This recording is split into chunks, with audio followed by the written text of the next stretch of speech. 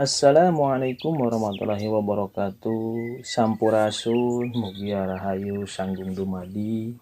Pada pembahasan kita yang kedua ini melanjutkan dari permasalahan tentang Salakan Nagara. Sebelum kita melanjutkan, jangan lupa like, subscribe, dan komen untuk mengembangkan channel ini dan semoga bermanfaat untuk kita dan pencerahan tentang sejarah kita ke depannya. Pada pembahasan yang kedua kali ini, kita kasih judul yaitu Dewa Warman Raja Pertama. Sudah sejak sebelum Tarik Masehi, banyak orang asing berdatangan ke Nusantara. Mereka terutama terdiri dari orang-orang Cina dan India. Di Nusantara, mereka mencari rempah-rempah yang rupanya memang merupakan hasil bumi Nusantara, yang banyak digemari di negara-negara lain. Salah seorang India yang berasal dari keluarga Palawa bernama Dewa Warman. Ia sudah sering berkunjung ke Nusantara, sehingga sempat menjalin tali permitraan dengan orang pribumi di daerah-daerah yang dikunjunginya itu. Karena hubungannya yang baik dengan orang pribumi, akhirnya oleh raja ia diangkat sebagai duta keliling di Nusantara, berkedudukan di ujung kulon, Jawa bagian barat. Oleh Aki Tirem, penguasa daerah ujung kulon, Dewa Warman dijadikan menantu dengan cara mengawinkannya dengan Pohaci Larasati, anaknya.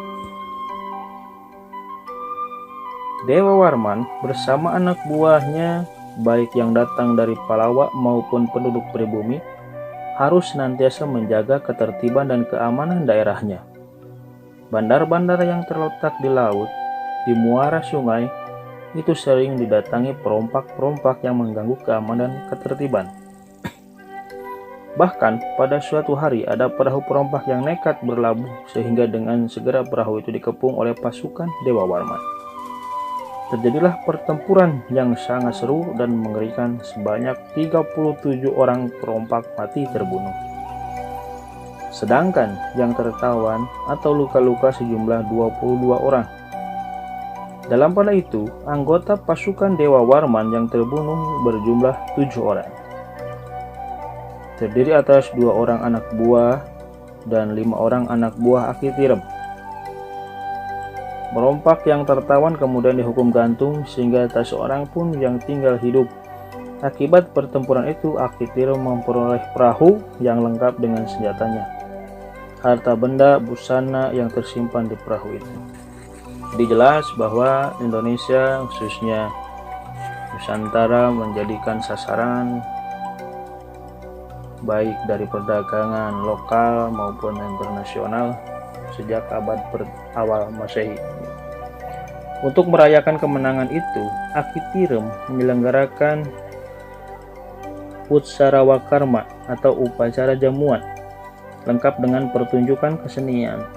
Ketika itu, Pohaci Larasati tampil mendampingi suaminya, duduk di kursi kehormatan. Melihat wanita yang demikian cantik, para anak buah Dewa Warman tidak ada yang tidak terpesona. Akibatnya, semua anak buahnya itu kawin dengan perempuan pribumi. Dan mereka pun tidak ada yang kembali ke negara asalnya, India. Mereka berdiam di ujung kulon dan beranak pinak di situ. Ketika Aki Tirem sakit parah, ia menyerahkan kekuasaan daerahnya kepada Dewa Warman, menantunya. Dewa Warman tidak menolak pelimpahan kekuasaan itu. Seluruh penduduk ujung kulon, baik pribumi maupun anak buah Dewa Warman, merasa sangat gembira dengan pelimpahan tersebut. Mereka sudah cukup mengenal siapa dan bagaimana Dewa Warman selama ini. Akhirnya setelah Aki Tirem meninggal, Dewa Warman mengangkat dirinya sebagai raja dengan nobatan Prabu Dharma Lokapala.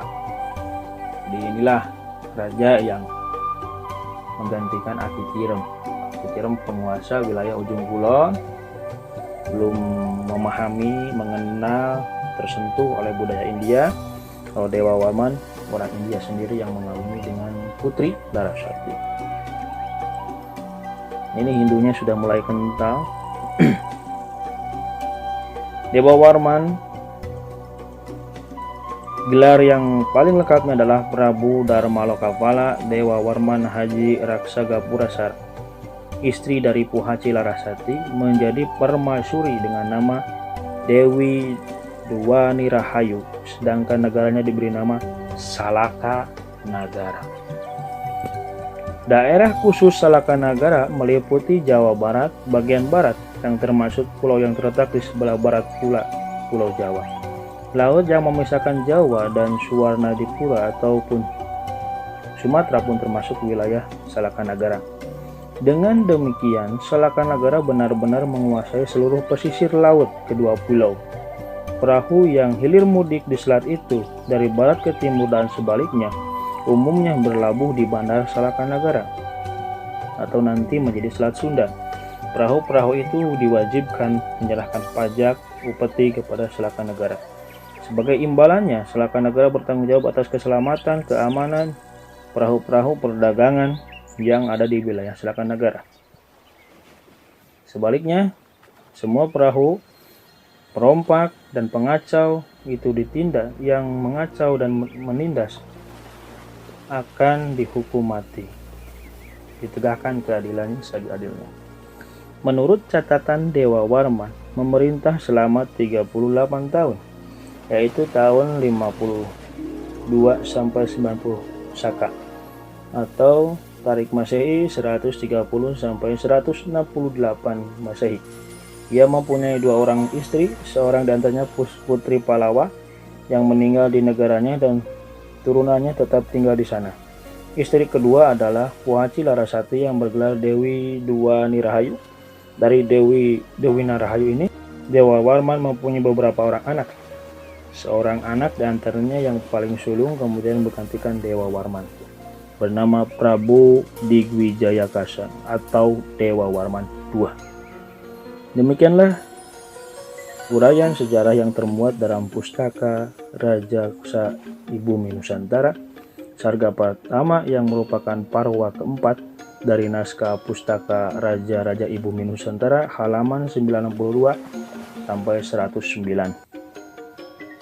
Naskah itu karya Panitia Wangsakerta dari Cirebon dan seluruhnya ada 26 jilid, diselesaikan dalam waktu 21 tahun pembuatannya, yakni 1677 sampai 1698.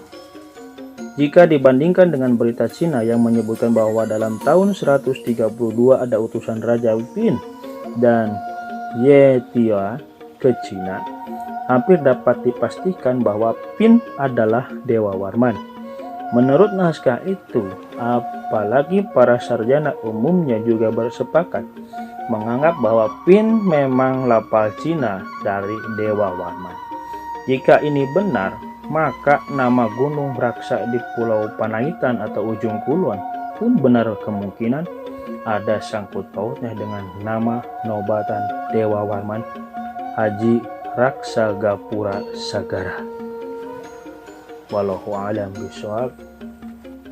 Semoga menjadi pembuka dan cerah untuk kita semua bahwa sejarah itu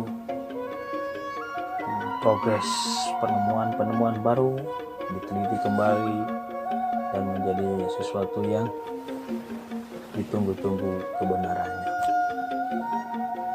Sampurasun mugi rahayu sanggung dumati. Assalamualaikum warahmatullahi wabarakatuh.